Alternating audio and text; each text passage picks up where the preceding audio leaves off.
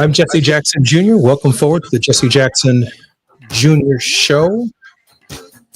In a surprising move, Republicans have joined with Democrats at the Budget Committee to stop, halt, alter Donald Trump's big bill that he's so proud of that provides tax cuts for the ultra wealthy while removing nearly 13 million people from Medicaid.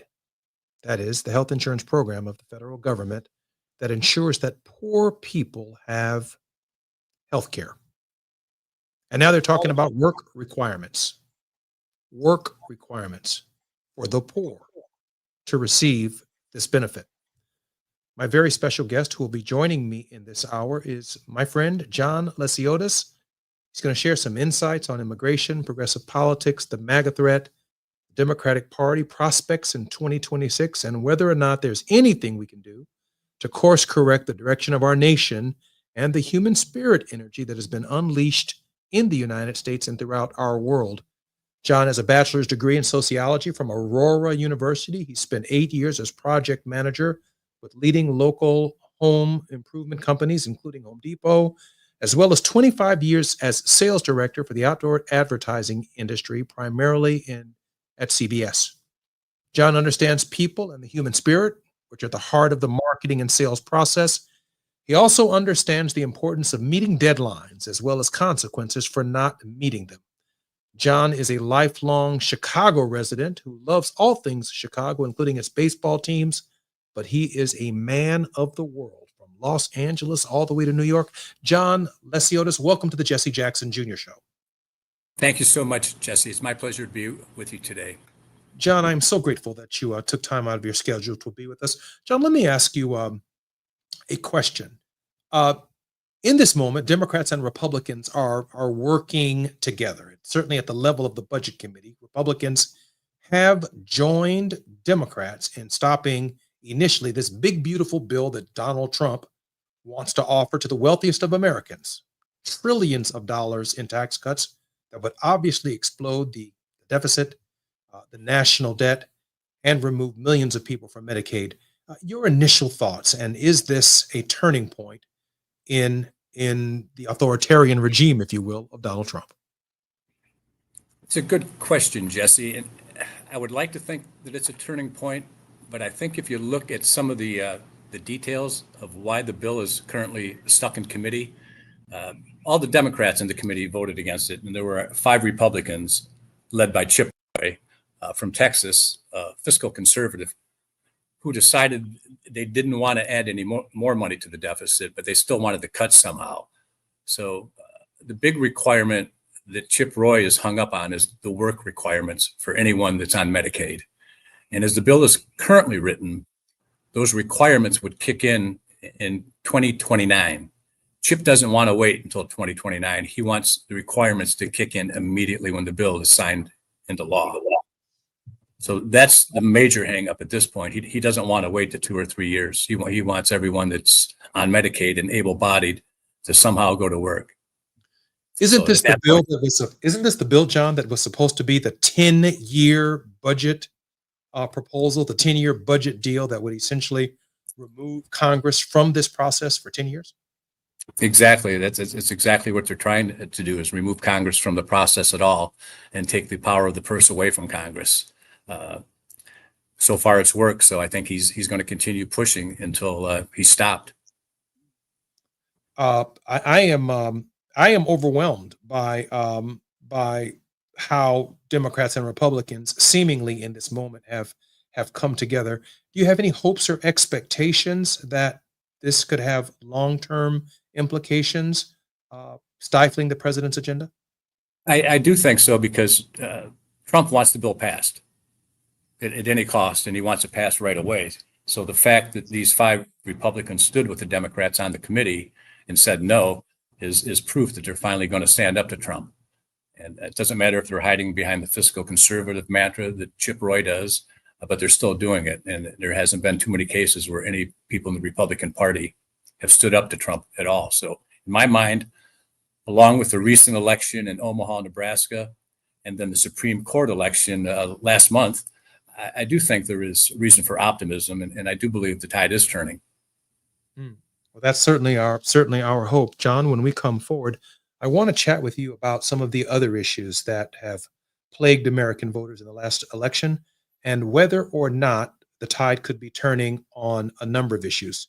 We can't leave out the idea that the president is returning from the Middle East. He signed, according to many of the news accounts, some fairly significant deals, if you will, Yes. deals that are outside the scope of Congress. It seems to be a private sector trip. Yes, The very much consequences so. of some of the gifts that he's received, including a $400 million 747, are deeply troubling for both MAGA and obviously for ethics watchers. I'm Jesse Jackson Jr. You've been listening to the Jesse Jackson Jr. Show. When we come forward, John Lesiotis is going to help break it down for us. The station you turn to when you've had it up to here with cultural incompetence. KBLA Talk 1580. KBLA Talk 1580 invites you to join the Children, Youth, and Family Collaborative, CYFC, for their 25th annual Foster Youth Awareness Walk on Saturday, May 17th at 8 a.m. at Susan Miller Dorsey High School, 3537 Farmdale Avenue in Los Angeles. This community-centered event brings together advocates, supporters, and youth to raise awareness and resources for foster care programs in the greater Los Angeles area. Please register at Eventbrite CYFC 25th Anniversary Walk. Congratulations to the Children, Youth, and Family Collaborative on their 25th annual Foster Youth Awareness Walk. This is a community call to action from KBLA Talk 1580.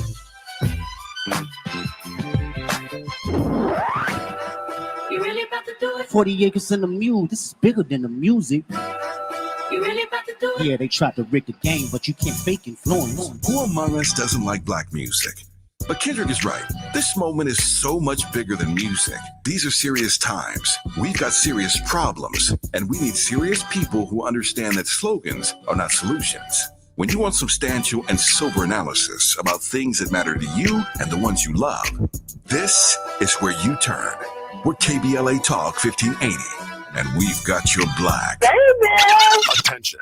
If you owe money to the IRS, this is an urgent message. The IRS is cracking down by sending out collection letters, garnishing paychecks, seizing bank accounts, and putting liens on homes and businesses. They call it enforced compliance. And you better watch out, because penalties and interest on unpaid taxes compound daily, making it even harder to get out of debt. Don't let tax debt destroy your life. You need to call Optima Tax Relief, America's #1 tax resolution firm. They're experts in taxpayer assistance programs that can save you thousands if you qualify. A+ rated by the Better Business Bureau, Optima's resolved over $1 billion of tax debt for their clients. Let them fight on your behalf, helping to put your tax problems to rest. Call now for a free consultation. Call 800-919-9077. 800-919-9077. 800-919-9077.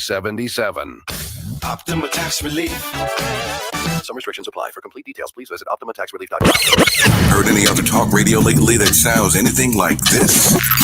We didn't think so. You're listening to Unapologetically Progressive. KBLA Talk 1580.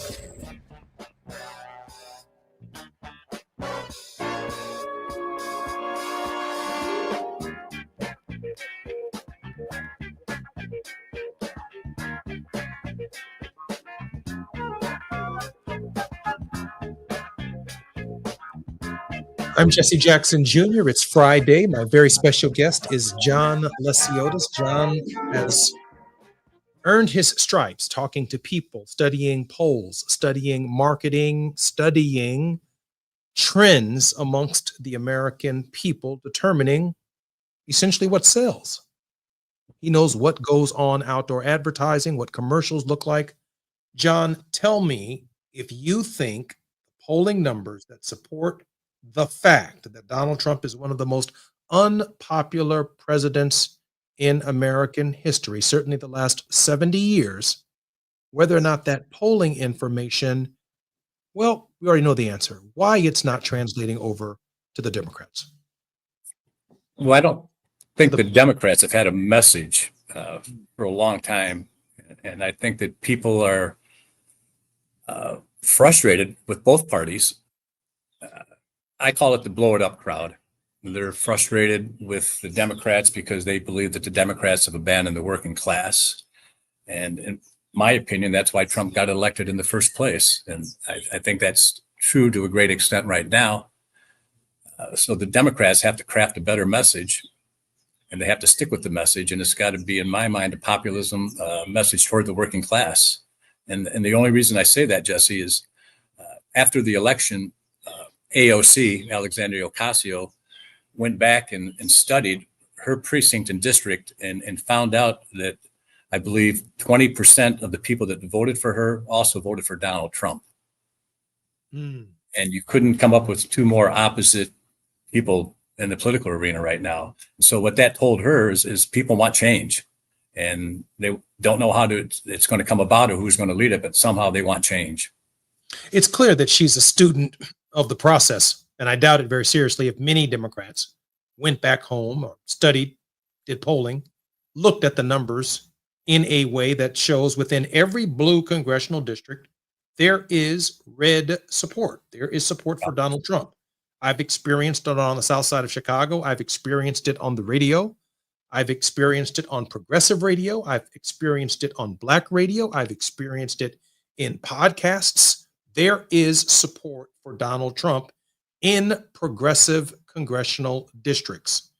And yet, when we get to Washington, those same representatives or in state legislatures, they seem oblivious to the fact that this is a real problem, or if you will, a real reality within their districts that deserve a voice as well, whether it is a voice opposing the policies of Donald Trump, whether it is a voice moderating the policies of Donald Trump.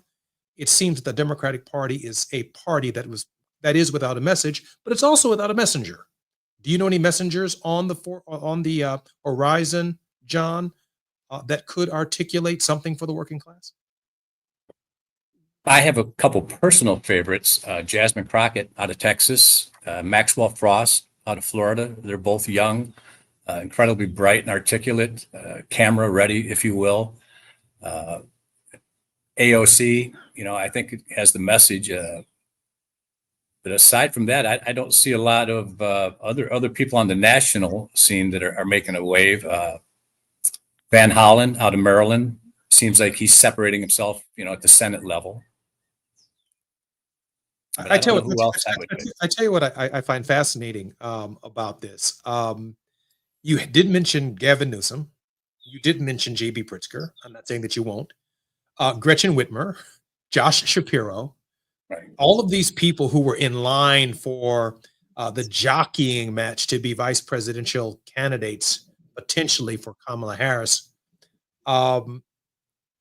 they have not arrived at a message that justifies a presidential candidacy from any of them in light of what present polling is suggesting and saying. Well, they certainly haven't separated themselves from the pack with any messages. You did mention Pritzker, and I did omit him, and it wasn't by purpose, but he has probably been one of the strongest national voices against Trump. And if I had to guess, I would say he's definitely going to announce that he's going to be running for president. I mean, he was on Jimmy Kimmel or one of the late night shows recently talking about some of the insults he anticipated Trump would lobby at him. He's notably been losing quite a bit of weight. So most people in the Chicago area are pretty certain that he's going to announce a run for president at the right time.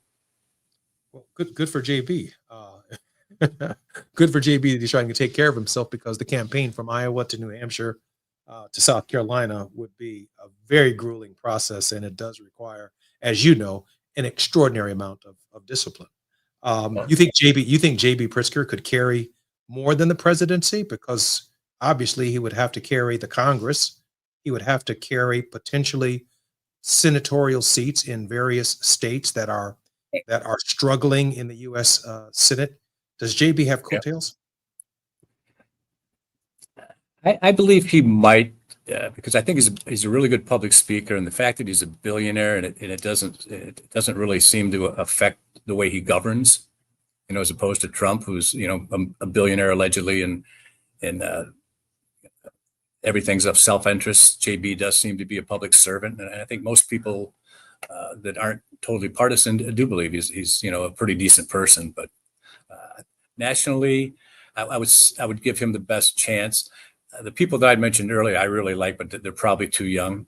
Frost and Crockett, but I like them both. I think they have a tremendous future in the party, and I think not only their message, but I think the Democratic National Committee in D.C. needs to listen to them and help craft messages based upon what they hear locally.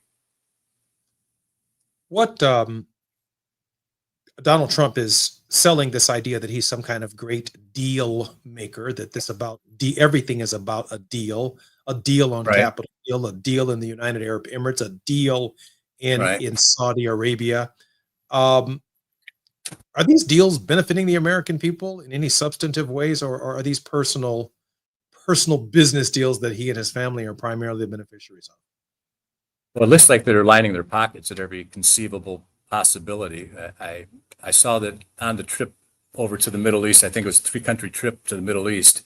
If you watched the inauguration and looked at the billionaires that were lined up on him behind the stage, behind Donald Trump during the inauguration, those were the same billionaires that just went over to the Middle East with him.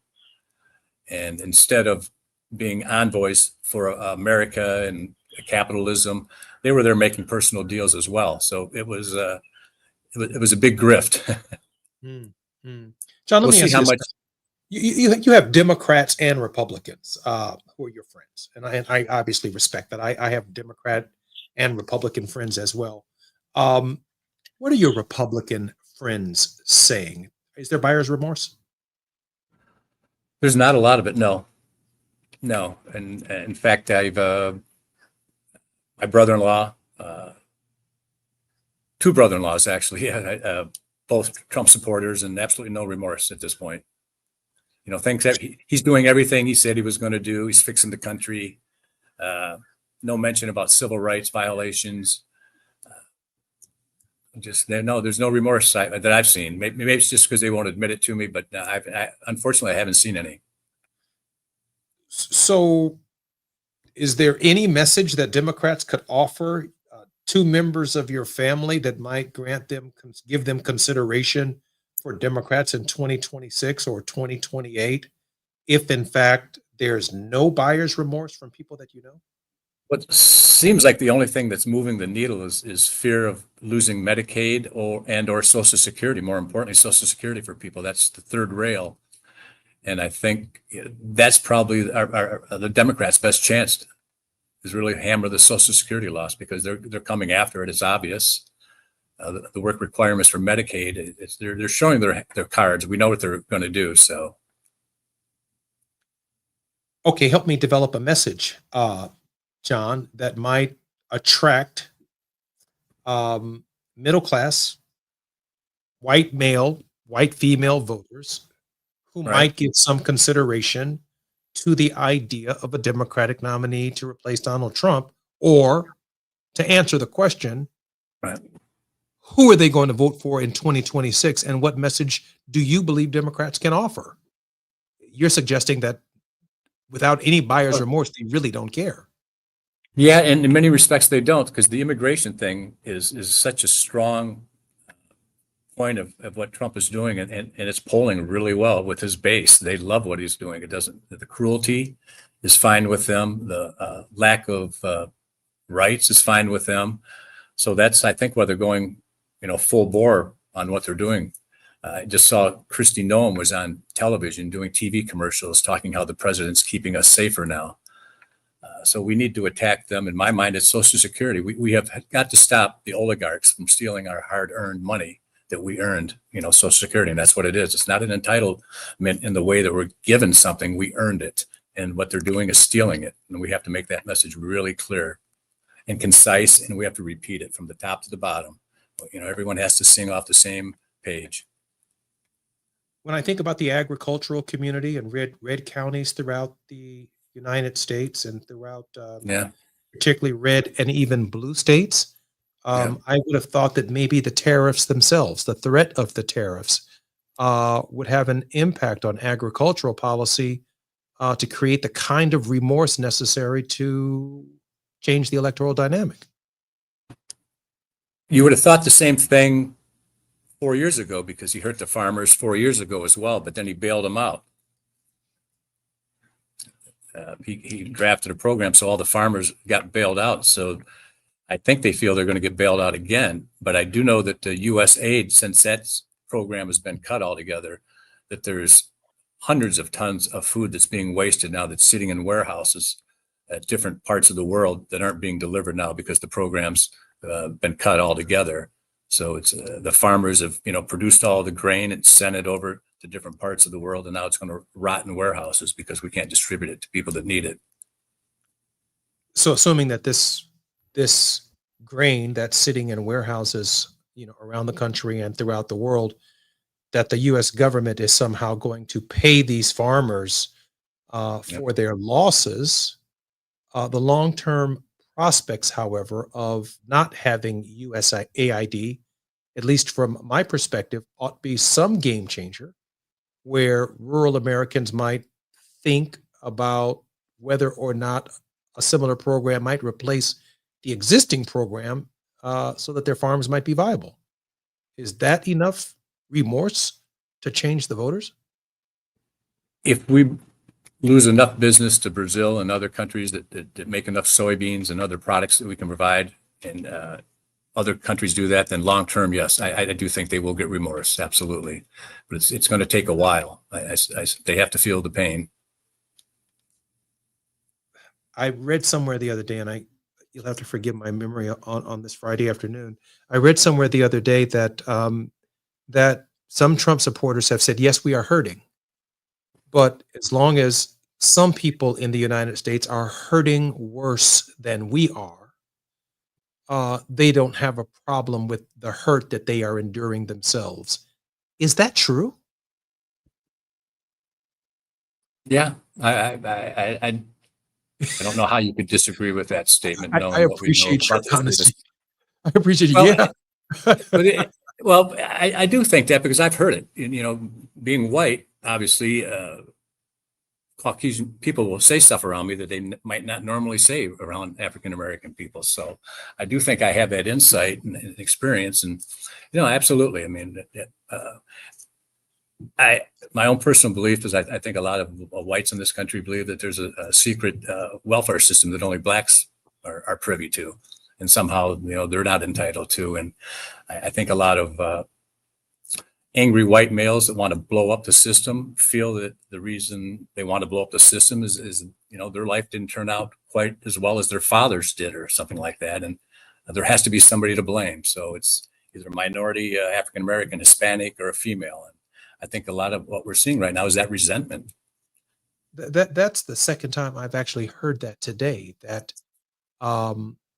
that people believe, that some white people might believe that there's some kind of secret program that benefits African Americans and minorities Yeah, that absolutely. that they have no entitlement to, Right. and hence they're willing to blow up the whole thing, even though no such program exists.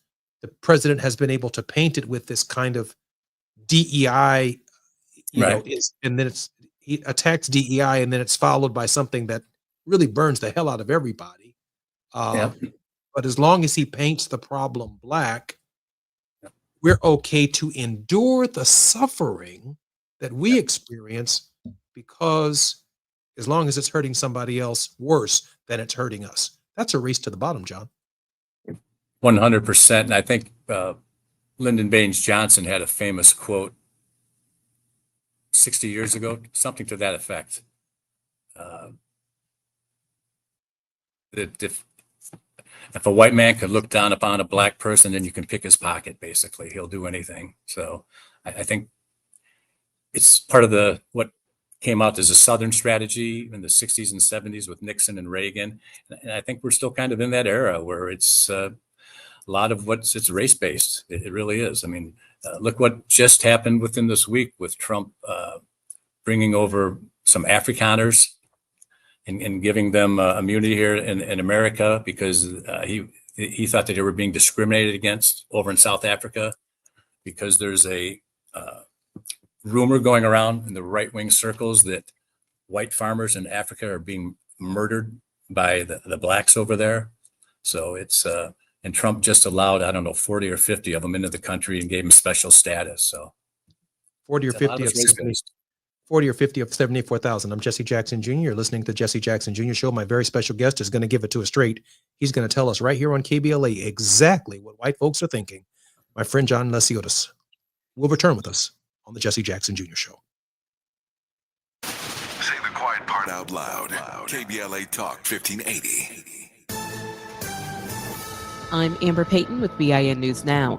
President Trump says former FBI Director James Comey knew what he was implying with an Instagram post showing 8647, which some saw as a call for violence. It says it loud and clear. Now, he wasn't very competent, but he was competent enough to know what that meant. Comey deleted the post and apologized, saying he did not know it could be interpreted that way. HBCU Florida A&M University has named Marva Johnson, a DeSantis-connected lobbyist, as its next president, sparking outrage from students, faculty, and alumni. Critics say the politically influenced process lacked transparency, and some board members resigned in protest. And several D.C. nonprofits will share $500,000 in grants to boost safety for staff and patrons. Black Mayor Muriel Bowser says the Safe and Secure D.C. program targets groups facing threats due to religion or the communities they serve. Get BIN News Now on demand 24/7 on the iHeartRadio app. For victims of drunk and drug driving, our grief is unique. But you are not alone. You always have a place at MAD. Call our 24-hour victim helpline at 877-MAD-HELP or visit mad.org. Joe Buck and John Smoltz welcoming you back to the City Center Convenience Mart. Uh-oh. She's looking at the cigarettes, but she just grabs the gum off the counter. Stand Up to Cancer and Rally want you to reduce your risk for cancer. Go to takeahealthystand.org.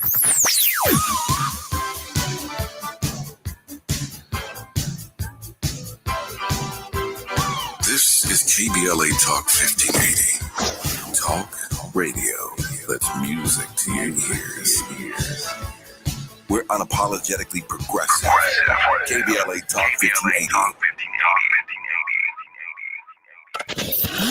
We've got a lot to talk about. I'm Reverend Gerald, the life coach. Is someone you love struggling with addiction and mental illness? Is improving your family's health important? Want to leave a legacy that your family can grow? Are you ready to enhance your perception of life experiences? Then wake up weekends at 7 a.m. with Urban Family Focus and get the wisdom, opportunity, resources, and motivation to live your best life. Join the conversation on Urban Family Focus Saturday and Sunday at 7 a.m. Unapologetically progressive. KBLA Talk 1580. We've got your black. At the tone, please record your message. You ready? Drop it! Mr. Tavis Smiley, preach it. Thank you, man. Politics in this country is crazy. You put things in perspective that even I didn't. The right is playing fast and loose with facts and scapegoating everyone under the sun, especially black and brown people. As a white man, I do not agree with this, and I am on my black and brown brothers and sisters' side. Fight the good fight. You know that I am part of the resistance. Let's fight the power. Our freedom of speech is freedom of death. We got to fight the powers that be. KBLA Talk 1580. We've got your black. After nearly 20 years in Congress, he knows how to get at the issues that matter the most to you. Every day, he takes a deep dive into politics, social justice, and the stories that shape our community. This is where prominent people unpack perplexing problems. Unfiltered, unapologetic, unmissable. You're inside the Jesse Jackson Jr. Show on KBLA Talk 1580. 1 2 1 2 1 2 1 2. You ready? Somebody make some noise in this joint. KBLA Talk 1580 celebrates its 4th anniversary this year on Juneteenth. Here we go again.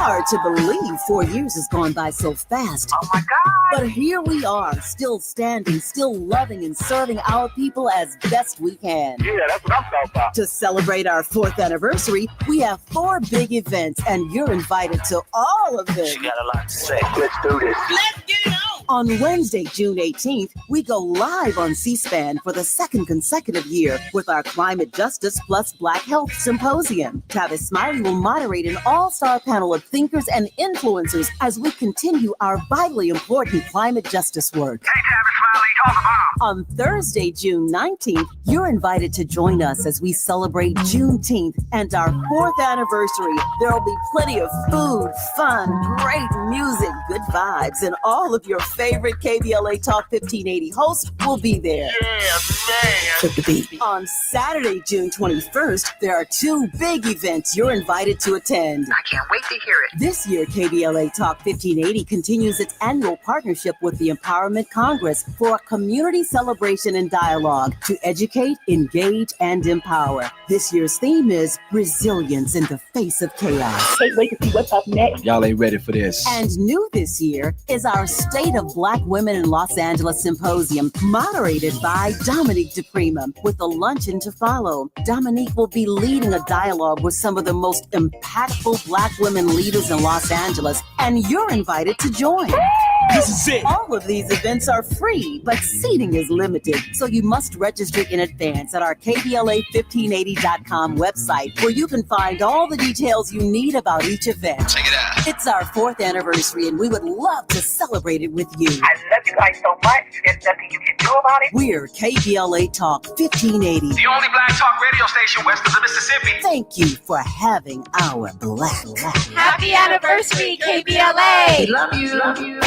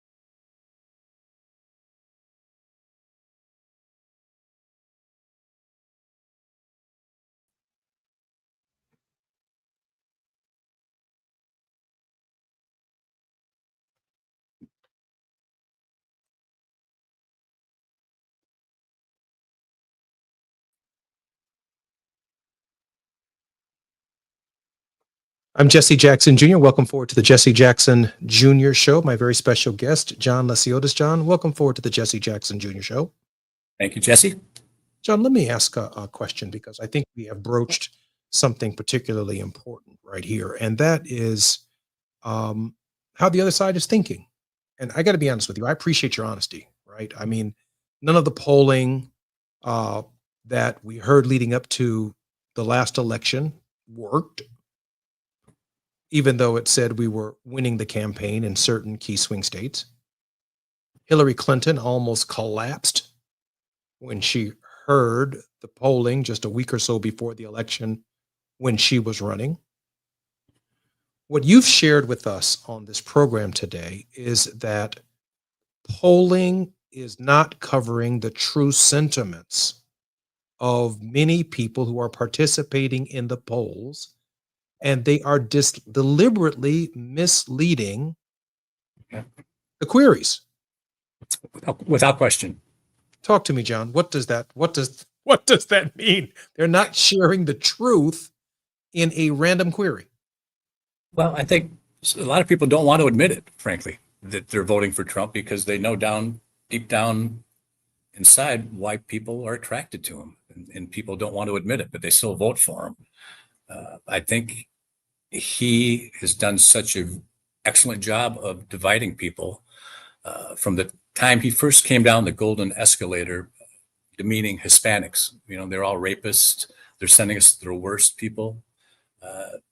To last year, when they were talking about the migrants in Ohio eating pets. He's always picking on somebody to punch down on.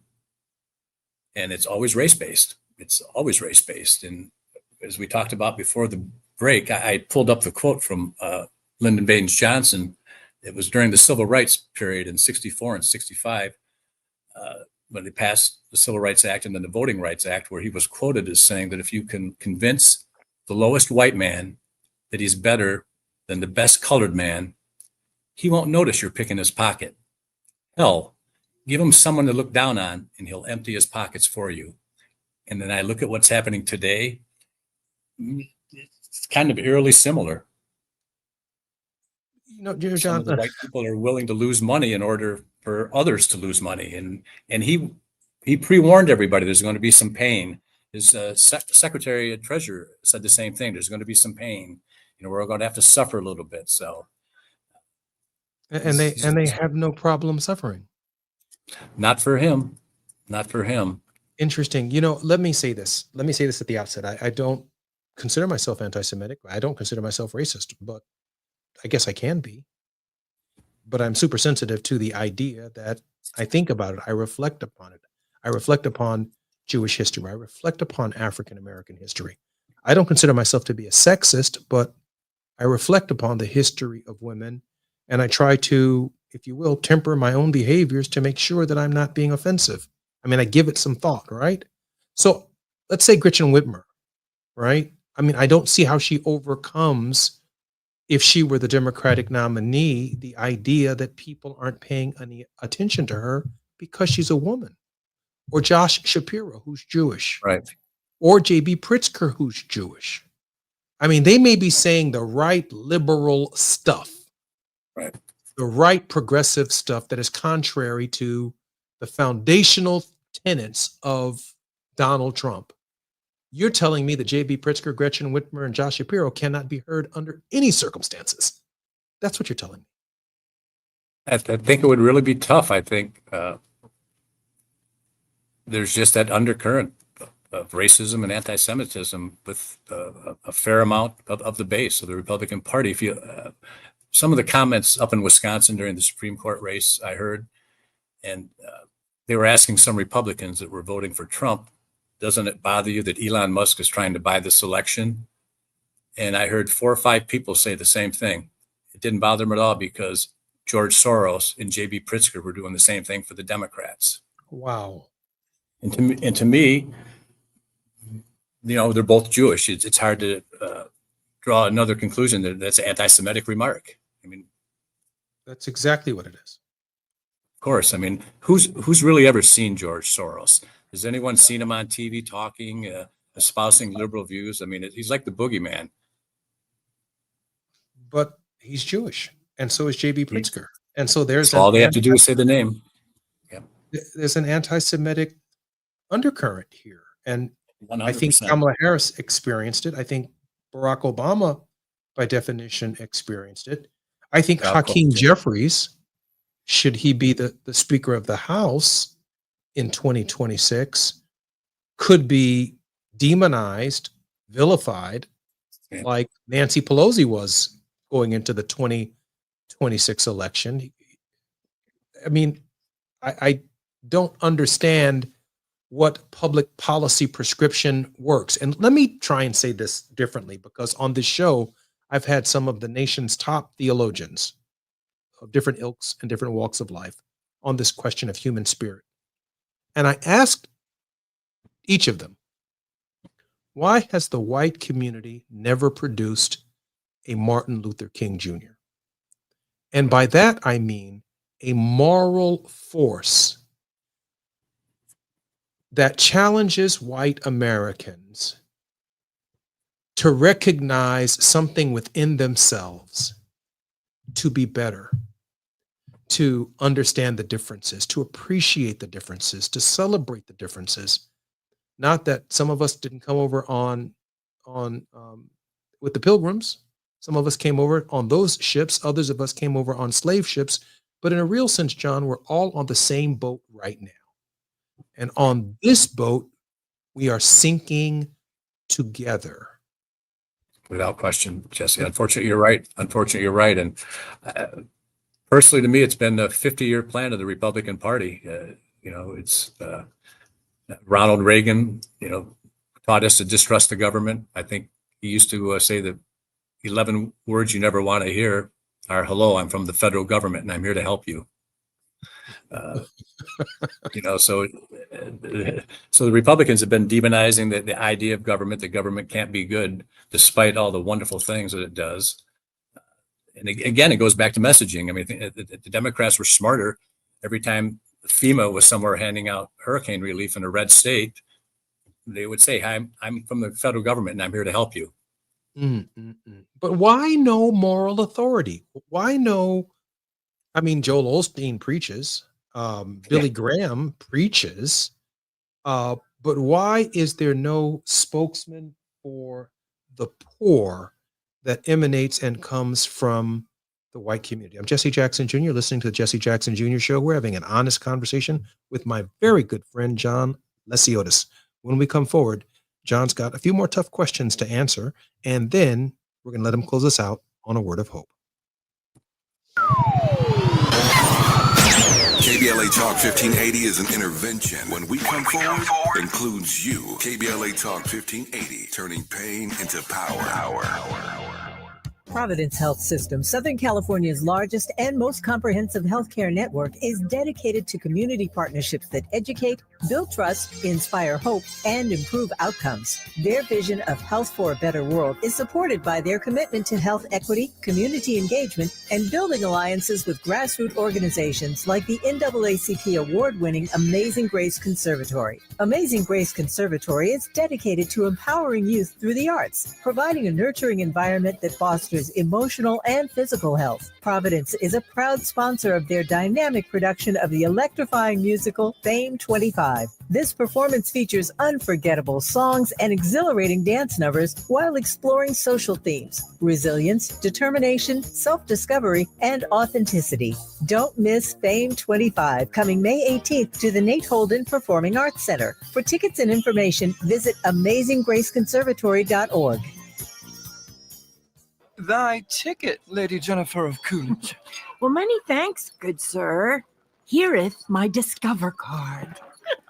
They accept Discover at Renaissance fairs? Yeah, they do here. Discover is accepted at the places I love to shop. Getteth with the times.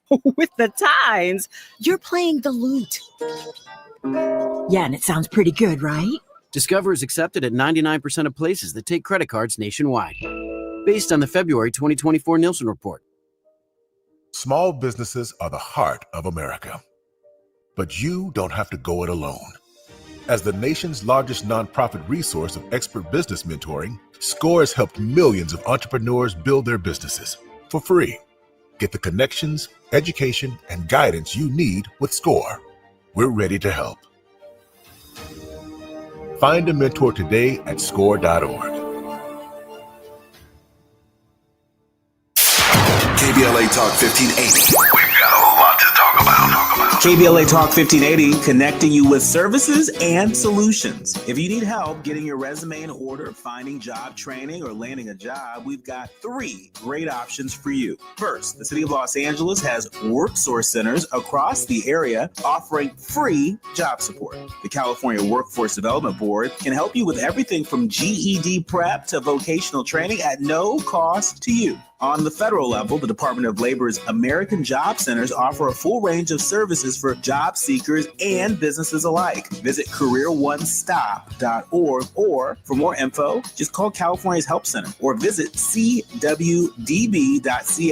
or call 916-657-1440. For the City of Los Angeles programs, go to ewd.lacity.gov or call 213-744-7300. All these services are free to help you get your next job. This is a community call to action from KBLA Talk 1580. We're not for everybody, but we're for everybody. You're listening to KBLA Talk 1580.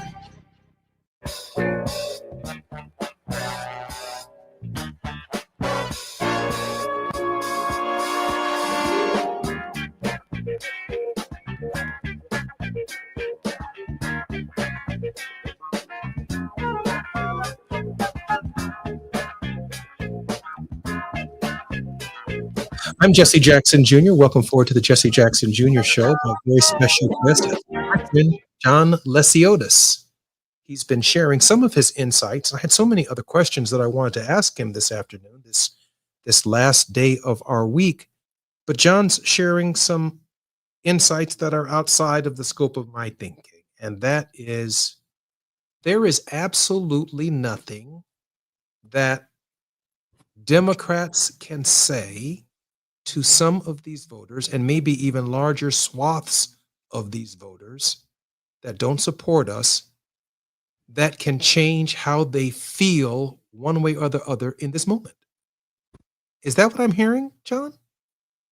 Yeah, I do believe there's a certain percentage of the Trump supporters that uh, they're never going to change their minds. I mean, they have a belief system that, I mean, look, white supremacy. I mean, they really do. I mean, look at all that. We've seen all the signs of it. I mean, David Duke, I think, proclaimed that one of our own is in the White House. When the Charlottesville incident happened, Trump called the people on both sides very fine people. So rise in Nazi participation. So I don't think there's any question that there's a percentage of the Trump supporters that are white supremacists. And that also plays sometimes in the religion. Some of the religions that are white male dominated. And I think there's a lot of overlap with the two of them. I'm not, and I know you're not, John. I'm not giving up on the white guys because, No, heavens no. Enough of them that move generally in our direction, we can win. Yep. I'm not giving up on white women either, even though I don't think that the abortion message that Democrats messaged in the last campaign worked. We kept hearing that choice is the issue. Women don't want their bodies invaded. They don't want people to make decisions. But white women overwhelmingly voted for Donald Trump. But you shared with me today that Jesse Jackson Jr., let's say your message is right on point. Let's say, Gavin Newsom, your message is right on point. We're the wrong messengers. Yeah. No matter what we say right or what we fundamentally believe, there is no Martin Luther King who can challenge the conscience of white voters to bring them back, if you will, John, to the moral center, of the founding of the country. And I'm not talking about, before the amendments. I'm talking about the founding of the country, the new founding of the country that is the byproduct of the amendments. I'm sorry, John, go ahead. No, I would agree. Think it's a great point, and I think that might have been some of Jimmy Carter's appeal. He was such a decent person, and a lot of people who might not have voted for him otherwise thought he was a moral person. And we could use someone else like that again. One person we didn't talk about earlier was Pete Buttigieg. He's a great communicator, can go toe to toe with people on Fox News, and he might be somebody nationally, but then again, because he's homosexual, that's going to hurt him with 20-30% of the Trump crowd again. So it's hard to pick that perfect Democratic candidate that's not going to alienate somebody. You mentioned Gavin Newsom. I've heard a couple of people saying, "Oh, he's from liberal California. He's too slick. I would never cross over and vote for him."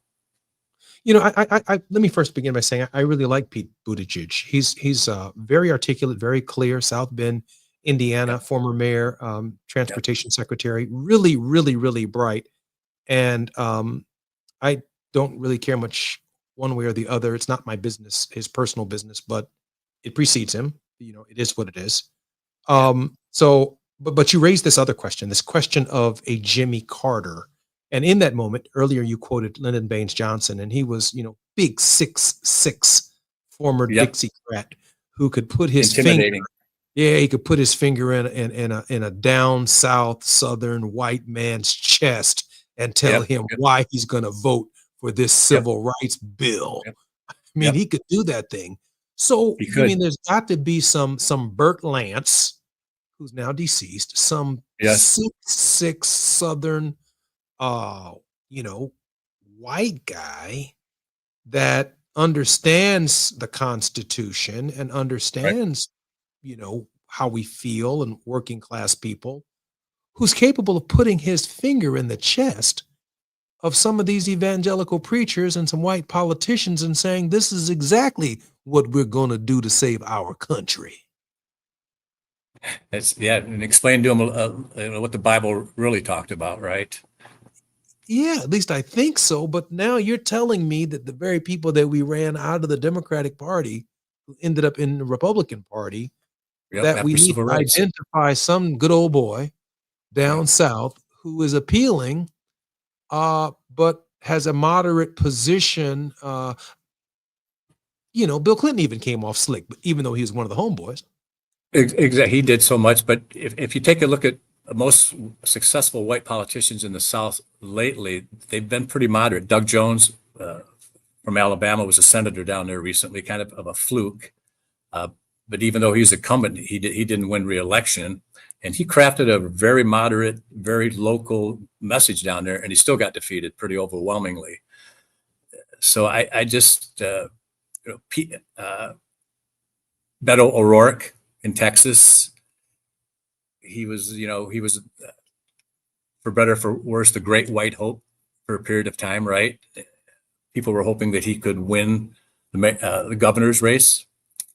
So I don't know. I can't identify, or I haven't seen anyone on the radar that has that type of power.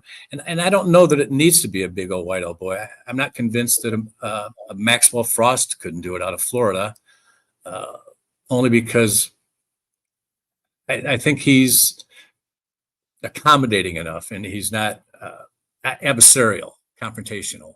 And I think with a little more seasoning, somebody like him could convince moderates to switch over.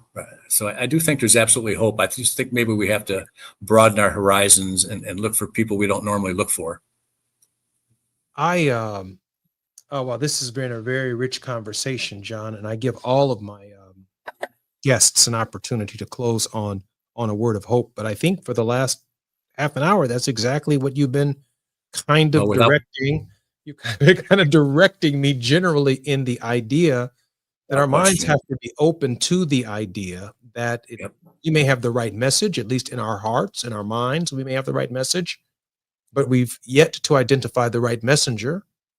And it may be someone from the tradition of, the kind of Democrat that was LBJ, the kind of Democrat who I don't want to say is a deal maker, but when I think about the sausage that went into making the 1964 Civil Rights Act and Voting Rights Act, and you give me civil rights in this transportation bill, and I'll give you a highway across your state.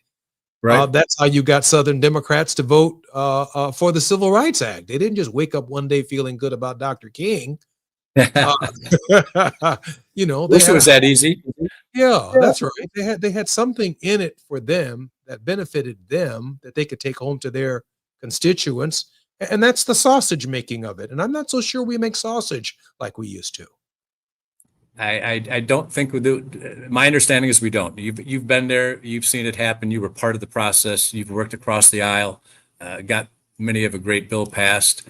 But it sounds like right now that there's so much partisanship that no one's willing to take that first step and try to break that logjam. But I have confidence it's going to happen. I really do. From all the recent indications, as I mentioned earlier, between Omaha, Wisconsin, some of the things, the protesting that's been happening around the country that's going to happen again on June 14th.